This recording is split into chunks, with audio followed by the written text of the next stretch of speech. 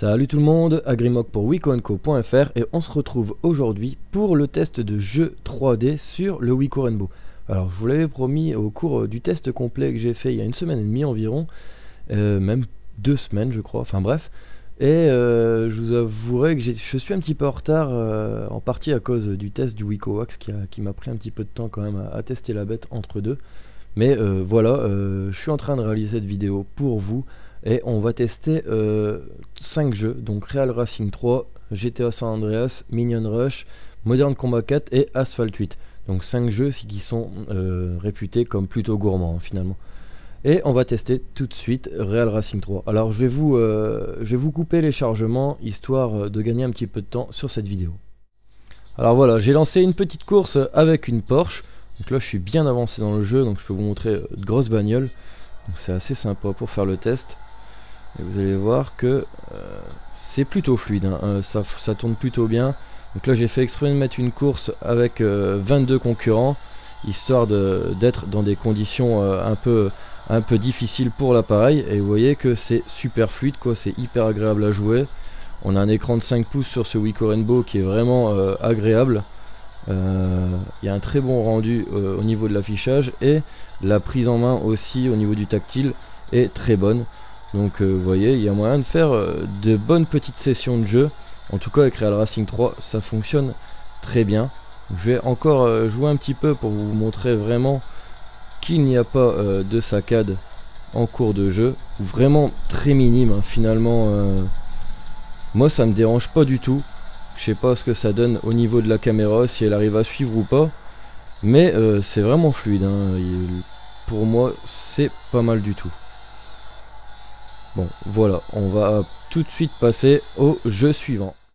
Alors on est sur GTA San Andreas. Et je vais vous montrer un petit peu la configuration au niveau de l'affichage que j'ai mis. Alors en trafic il est à fond. Donc il y a un maximum de voitures affichées à l'écran. En effet visuel j'ai mis moyen, 100% en résolution, à distance d'affichage je suis à 60%. J'ai pas mis les ombres, les reflets de véhicules j'ai mis en bas. Et voilà, donc on n'est pas au minimum, on n'est pas au maximum non plus, on est un petit peu en qualité moyenne, hein. Ce qui est bien avec GTA San Andreas, c'est qu'on peut vraiment customiser l'affichage. Et vous allez voir que c'est plutôt fluide dans cette condition là.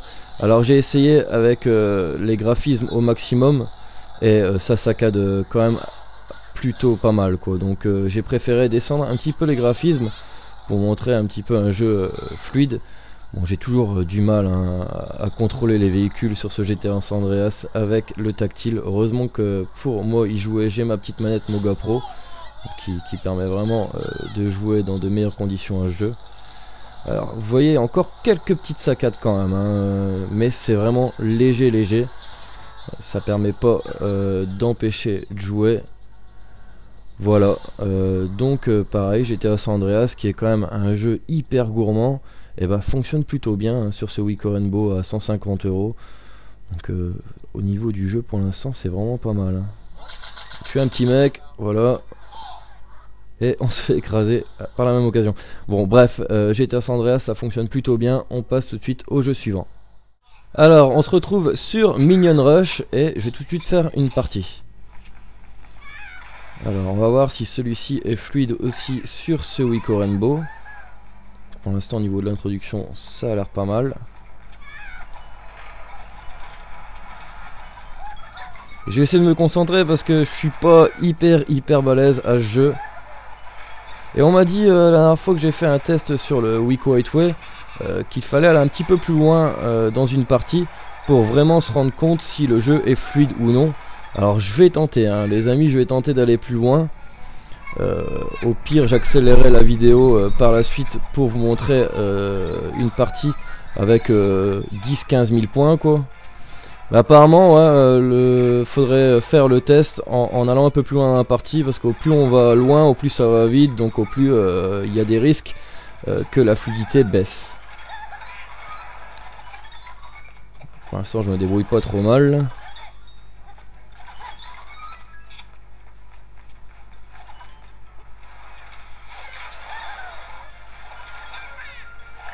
Ouh là là là là, c'était chaud. Bon bah c'est plutôt fluide hein. Ah merde. Bon c'est pas grave, je vais me réanimer. Je vais utiliser ce petit truc là. Voilà.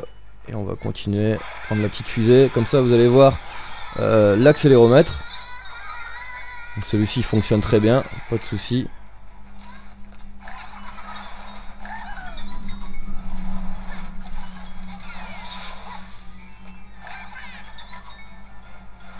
Bon, je me concentre. Hein. On est à 6000 points. C'est toujours très fluide. Pour l'instant, c'est plutôt une bonne nouvelle. Ah. Et là, j'aurais pu assez de pièces, j'imagine, pour pouvoir... Ouais, non. Bon, bah on a été jusque 7000 points. Ça a été plutôt fluide. Bon, j'espère que si on avance plus loin dans le jeu, ça restera pareil. Je vais pas pouvoir vous le confirmer dans cette vidéo. Au pire, je ferai des petits essais en dehors de cette vidéo pour vous le communiquer au sein des commentaires. Mais pour moi, il va fonctionner parfaitement hein, sur ce Wico Rainbow. Il est parfaitement apte à faire tourner ce jeu. Enfin, je pense en tout cas. On va tout de suite passer au prochain jeu. Alors cette fois-ci, c'est Modern Combat 4, donc le célèbre FPS de Gameloft. Que je teste sur ce Wico Rainbow. Donc je vais passer l'introduction, on est au tout début du jeu. Voilà. Et c'est parti. Alors pour l'instant ça a l'air plutôt pas mal. Peut-être baisser un petit peu le son, que ça gueule un peu, j'ai l'impression. Voilà. Et on va essayer de dégommer quelques ennemis. Oula, qu'est-ce que j'ai fait? J'ai appuyé sur le bouton de pause sans faire exprès. Excusez-moi. Hop, je vais m'abaisser là.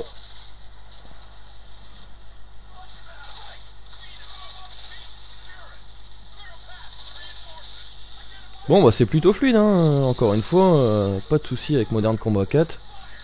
J'ai un petit peu de mal moi avec les commandes tactiles sur ce genre de jeu. Je vous l'avoue. Heureusement qu'il y a de l'aide à la visée quand on zoome comme ça. Ou sinon j'aurais un petit peu de mal, hein, vraiment, hein, à tuer les ennemis. Bon, je vais essayer de courir un petit peu pour vous montrer.